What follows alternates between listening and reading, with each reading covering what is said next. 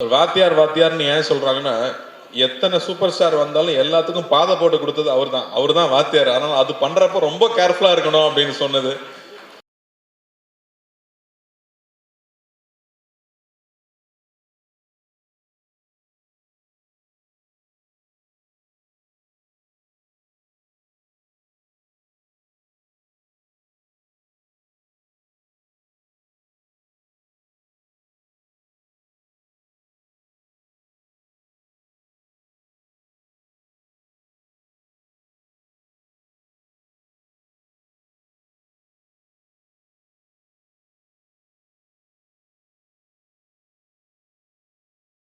இந்த மாமா சௌக்கியமா? Love you. இவ்வளவு நேரம் பொறுமையா இருந்தவங்க எல்லாருக்கும் என்னுடைய அன்பு. இங்க வந்திருக்க பெரியவங்க எல்லாருக்கும், சித்ராஜ் மாமாவுக்கு, நலனுடைய குடும்பத்தார் எல்லாருக்கும், சுந்தர் சார், அனந்தராஜ் சார், எல்லாரும் இருக்காங்க. ஷில்பா, கிருத்தி, கிரண் சார், மாஸ்டர், ரொம்ப ரொம்ப சந்தோஷம் நீங்க எல்லாரும் இங்க வந்திருக்கிறது. நலன் சொன்ன மாதிரி தர்மத்தின் வாழ்வதனை சூதுக்கவும் ஒரு படம் பண்ணிட்டு கிட்டத்தட்ட 10 வருஷத்துக்கு அப்புறமா மறுபடியும் தர்மமே வெல்லும்னு ஒரு படம் பண்ணியிருக்காரு. அந்த நல்லதை மறுபடியும் கொண்டு வந்து சேர்த்ததுக்கு உங்களுக்கு ரொம்ப ரொம்ப நன்றி. நலன் பார்த்தீங்கல்ல, இதுதான் நலன். எல்லாருக்கும் ஒவ்வொரு டைரக்டர்ஸ் பிடிக்கும். ஆனால் எனக்கு தெரிஞ்ச நிறைய டைரக்டர்ஸ்க்கு பிடிச்ச ஒரு ஆள்னா நலன் குமாரசாமின்னு சொல்லலாம். நான் எந்த செட்டுக்கு போனாலும் பசங்க சொல்லுவாங்க, சார் நலன் சார் படம் மாட்டீங்களா, நலன் சார் படம் மாட்டீங்களான்னு. அவ்வளோ ஃபேன் பாய்ஸ் இருக்காங்க உங்களுக்கு. இவ்வளோ நாள் காய போட்டது பெரிய தப்பு. அவங்க எல்லாரும் வெயிட் பண்ணிட்டு இருக்காங்க இந்த படத்துக்காக. நலன் ஒரு தக் லைஃபாவே வாழ்ற ஒரு ஆளுங்க. நீங்க பாத்தீங்கல்ல, இங்க வைஃபுக்கு சல்யூட் அடிச்சுட்டு போறாப்புல, இப்படி ஸ்கோர் பண்ணிட்டு போய் நமக்கு திட்டு வாங்கி கொடுக்குற ஒரு ஆளு. எல்லாத்துக்கும் அவர்கிட்ட வேற ஒரு பிலாசபி இருக்கும். சனா சொன்ன மாதிரி வேற ஒரு பிஹேவியர் இருக்கும்.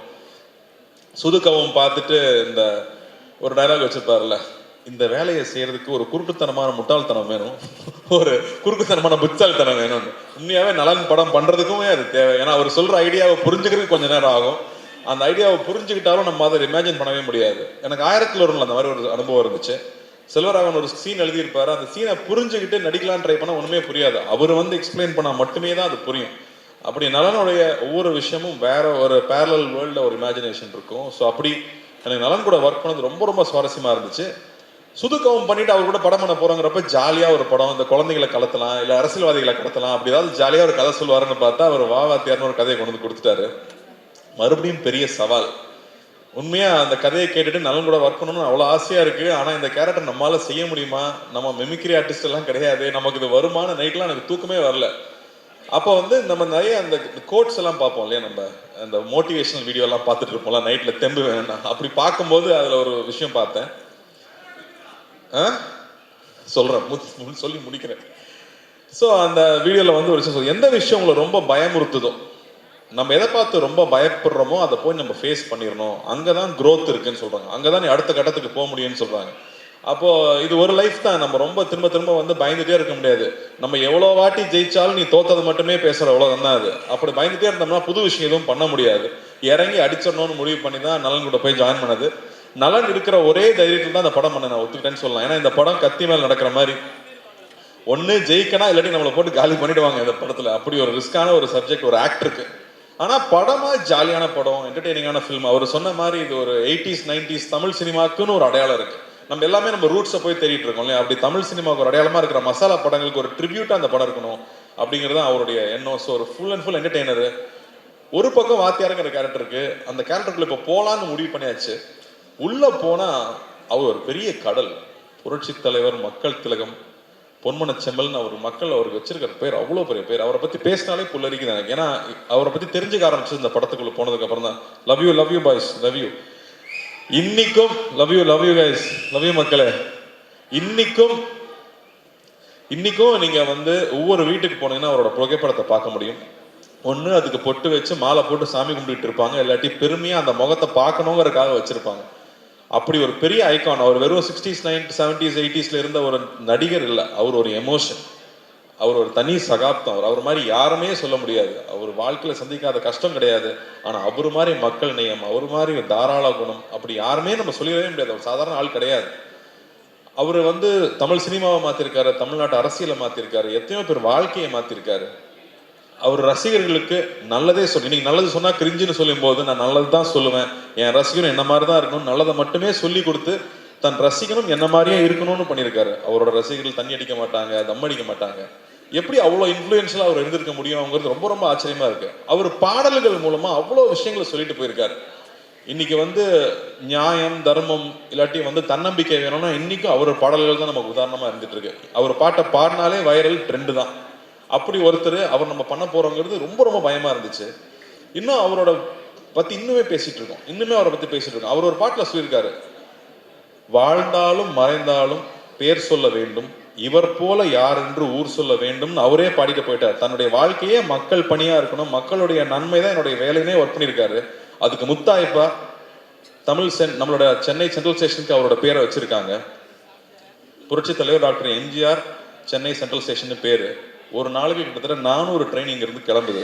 ஒவ்வொரு ட்ரெயின் கிளம்பும் போதும் சென்னை புரட்சி தலைவர் டாக்டர் எம்ஜிஆர் ராமச்சந்திரன் அவர்கள் பேர்ல சென்னையிலிருந்து கிளம்புற ட்ரெயின்னு ஒரு நாளைக்கு கிட்டத்தட்ட 5000 தடவை அவரோட பேர் அனௌன்ஸ் பண்ணிக்கிட்டே இருக்காங்க.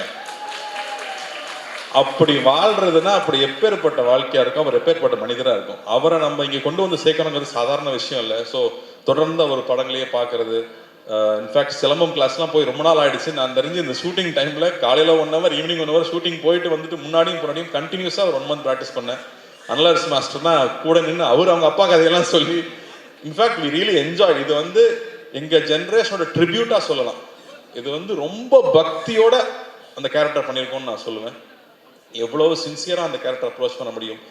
இந்த படம் பார்க்கும்போது அவருக்கும் அவருடைய ரத்தத்தின் ரத்தமான ரசிகர்களுக்கும் என்ன உறவு இருந்துச்சு அப்படின்னு நீங்க கொஞ்சம் புரிஞ்சிட்டீங்கனாலே நாங்க பெரிய சக்சஸ் நம்புவேன். இதுல அவ்வளோ என்டர்டெயின்மெண்ட் இருக்கு, அவ்வளோ ஜாலி இருக்கு. அதை தாண்டி அந்த அற்புதமான ஒரு ரசிகனுக்கும் அவனுடைய ஒரு தலைவனுக்கும் இருக்கிற உறவு இருக்குல்ல, அன்கண்டிஷனல் உறவு இல்லை. நீங்க எங்களுக்கு கொடுக்குற அன்பு அன்கண்டிஷனல் அன்பு. எதுவுமே எதிர்பார்க்கல, நான் உன்னை பார்த்தா போதும், நான் உன்னை பத்தி பேசினா போதும்னு நீங்க இருக்கீங்கல்ல, அதுக்கு நான் எவ்வளவு கோடி கொடுத்துட முடியும், அந்த அன்புக்கு எவ்வளவு கோடி கொடுத்துட முடியும்.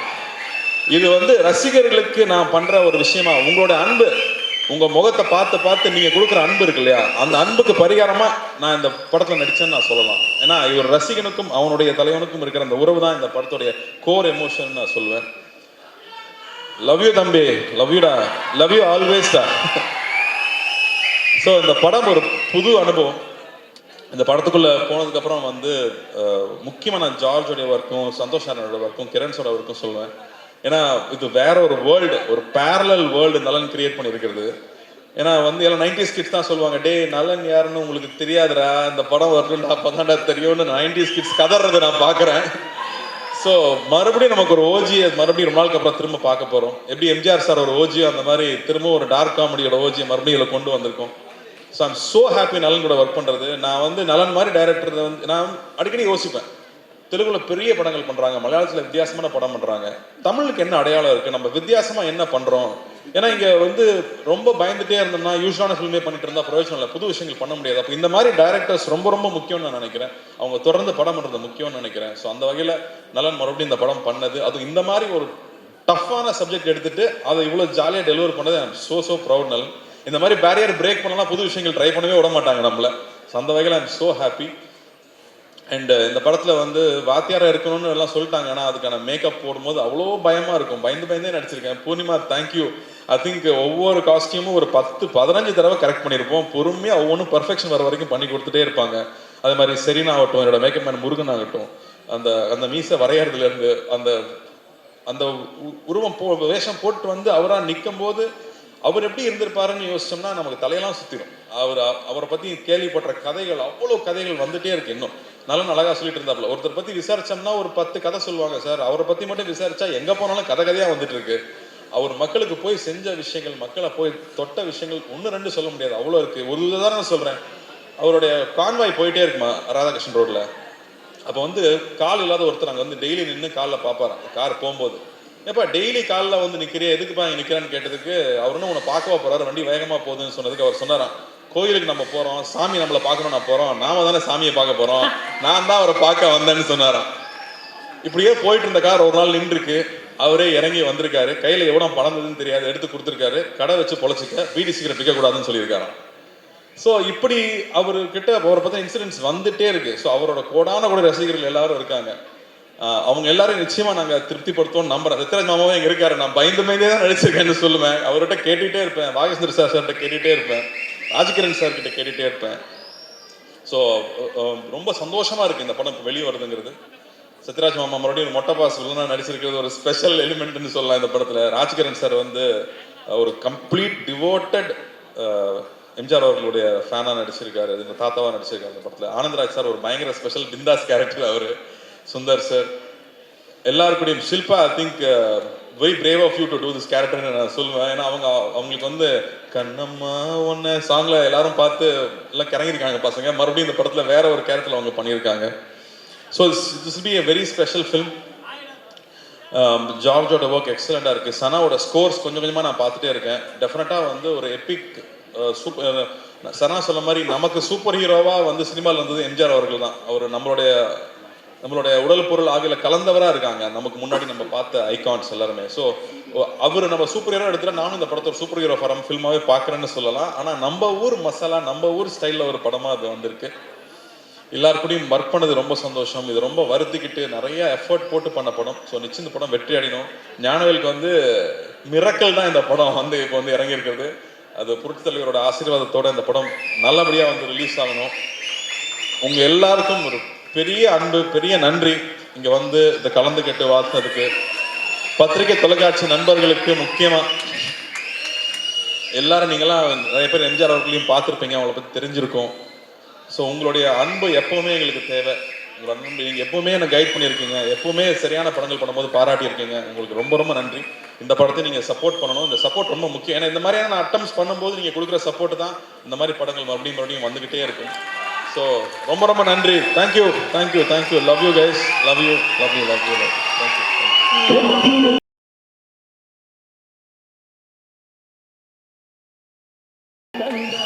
கார்த்தி சார் அப்புறம் இன்னும் இது ஒரு 5 பசங்க பொடி பசங்க நடிச்சிருக்காங்க. Hello guys. அவங்க எல்லாருக்குமே இது புதுசு. அதே மாதிரி கிருத்திக்கு ஃபர்ஸ்ட் தமிழ் படம். எல்லாரும் கீர்த்தின்னு கூப்பிடுறாங்க. எனக்கு கோவம் வரும். அது கிருத்திங்க அப்படின்னு. அதுவும் இல்லாமல் அவங்க வந்து நான் சின்ன வயசுலேருந்து உங்கள் ஃபேனுன்னு சொல்லி நம்மளை வெக்கப்பட வச்சிருவாங்க. செட்டுக்கு வந்து நம்மளை வெக்கப்பட வைக்கிற ஒரே ஆள் கிருத்தி தான். அவங்கள பார்க்குறக்கே பயமா இருக்கும் எனக்கு. All the best Krithi. ஒரு கிரேட் டான்ஸர். ஃபர்ஸ்ட் டே ஷூட்டில் வந்து அப்படி கால் மேலே கால் போட்டு உட்காந்து what can I do for you அப்படிம்பாங்க. நம்ம ஜாலி டு மீட் யூன்னு சொல்லணும். I think the way she carried herself. வரும் the way she research for the character, the way she came and did it. அவ்வளோ அழகாக பண்ணியிருந்தாங்க. You have a bright future. Keep working hard. And இந்த இடத்துல நான் வந்து எப்படி நலன் வந்து சரண்யா பார்த்து சல்யூட் வச்சு ஒரு தேங்க்ஸ் சொல்லிட்டாரு, அது மாதிரி நானும் ரஞ்சினிக்கு ஒரு சல்யூட் வச்சு தேங்க் பண்ணிக்கிறேன். ஏன்னா அவங்க சப்போர்ட் இருந்தால் தான் நம்ம இங்கே வந்து வேலை செய்ய முடியும். அதே மாதிரி ஞானவேலுக்கு இந்த படம் பெரிய வெற்றி அடையணும், பெரிய லாபம் தரக்கூடிய படமாக வரணும்னு நான் ஆண்டவனை வேண்டிக்கிறேன். Thank you thank you thank you. Ravi, thanks for coming. Thank you thank you thank you. And Karthi sir அதே குரல் ஒரு அழகான கேள்வியோட உங்களையும் சந்திக்கணும். நீங்க இருக்காங்க. வாங்க சார், வாங்க ப்ளீஸ். தம்பி கார்த்தி, எப்படி இருக்கீங்க? நல்லா இருக்கேன் ஐயா. 1001 திரைப்படத்தில் என்னுடைய ரசிகராக நடித்தேன். பொன்னியின் செல்வன் திரைப்படத்தில் நான் ரொம்ப ஆசைப்பட்ட வந்தியத்தேவன் கதாபாத்திரத்தில் பல வருஷம் கழித்து அது உங்களுக்காக அமைஞ்சது. நடிகர் சங்கத்தில் நான் இருந்த பதவியில் தான் நீ இருக்க. நமக்குள்ள எவ்வளோ ஒற்றுமை பார்த்தியா? உண்மையா சொல்லணும்னா உங்க ஆசீர்வாதம் எப்பவுமே எனக்கு வேணும். நான் பல நாள் பல சோதனைகள் இருக்கும்போது உங்களை நினைக்காம போனதே இல்லை. அந்த ஷார்ட் டைரக்டர் ஆக்ஷன் சொல்றதுக்கு முன்னாடி ஐயா நீங்க உள்ள இருந்து நடிச்சுக்கங்கன்னு சொல்லிட்டு தான் ஒவ்வொரு ஷாட்லையும் நடிச்சிருக்கேன். ஸோ வந்து மானசீகமா அவரை நான் தலையிலிருந்து கும்பிட்டுக்கிட்டே இருந்திருக்கேங்கிறது தான் உண்மை. உங்களை வணங்கிட்டே தான் இருந்திருக்கேன். என்னோட ஆசீர்வாதம் உனக்கு எப்பயுமே இருக்கும். என்னுடைய அன்பு தம்பி சிவகுமார் என்னுடைய மிகப்பெரிய ரசிகர்னு உங்கள் எல்லாருக்கும் தெரியும். நீங்கள் என்ன மாதிரி நடிக்க போகிறீங்கன்னு அவர்கிட்ட சொன்னதுக்கப்புறம் அவருடைய முதல் ரியாக்ஷன் என்னவா இருந்தது? வாத்தியார்னு ஏன் சொல்கிறாங்கன்னா, எத்தனை சூப்பர் ஸ்டார் வந்தாலும் எல்லாத்துக்கும் பாதை போட்டு கொடுத்தது அவர் தான் வாத்தியார். அதனால் அது பண்ணுறப்ப ரொம்ப கேர்ஃபுல்லாக இருக்கணும் அப்படின்னு சொன்னது. அண்ட் அதுக்கு எவ்வளோ மெனக்கெட்டுக்கணுங்கிறது. அப்பா கூட அவர் நடிச்சிருக்காரு. அப்போ வந்து சில ஆக்டர்ஸ் இருப்பாங்க, அவங்களுக்கு வந்து அடிக்கிற மாதிரி நடிக்கிற சீன் இருந்ததுன்னா அடிச்சிருவாங்களாம், அப்போ தான் ரியலாக இருக்கும்னு. அப்போ அப்பாவும் போய் அவர்கிட்ட சொல்லியிருக்காரு இந்த மாதிரி, ஆனால் நீங்கள் அடிச்சிருங்கண்ணே, நீ நடிகன் தானே, நான் அடிக்கிற மாதிரி நடிக்கிறேன், நீ அடி வாங்கின மாதிரி நடின்னு சொல்லுவாராம். ஸோ அவ்வளோ கேர்ஃபுல்லாக பார்த்துக்கு வரான் ஒவ்வொரு ஆர்டிஸ்டையும். இன்னைக்கு இருக்கிற ஸ்டண்ட் யூனியன் ஆகட்டும், இன்னைக்கு இருக்கிற நடிகர் சங்கம் ஆகட்டும், எத்தனையோ சின்ன சின்ன யூனியன் ஆரம்பிச்சது அவர் தான். ஏன்னா எப்பவுமே அடுத்தவங்க நல்லா இருக்கணும்னு சொல்லி ஒவ்வொரு திட்டத்தையும் பிளான் பண்ணது அவராக தான் இருக்காரு. எல்லாத்துக்கும் முன்னோடியாக அவராக தான் இருந்திருக்காருங்கிறது ரொம்ப ரொம்ப பெருமையான விஷயம் நமக்கு. அதனால தான் அவர் என்றைக்குமே என்றும் மார்க்கண்டேனாவே இருக்கார். வாழ்த்துக்கள். நன்றி, நன்றிங்க. அப்புறம் காத்து வாபாதியாரேன்னு சொன்ன உடனேயும் கூப்பிட்ட குரலுக்கு முதலாக நான் வந்து நிற்பேன். நீயும் அப்படிதான் நினைக்கிறேன், அப்படிதானே? அவரை பார்த்து கத்துக்கிட்டாதவங்களே யாருமே இருக்க முடியாது. யார் என்ன கேட்டாலும் இல்லைன்னு சொல்றதே இல்லை. அது 2-3 வகை சொல்லுவாங்களாம். இருந்தா கொடுக்கறது, இருக்கிறதுல கொஞ்சம் கொடுக்கறது, இருக்கிறதையே கொடுக்கறது. இவர் இருக்கிறதையே கொடுக்குற ரகம்.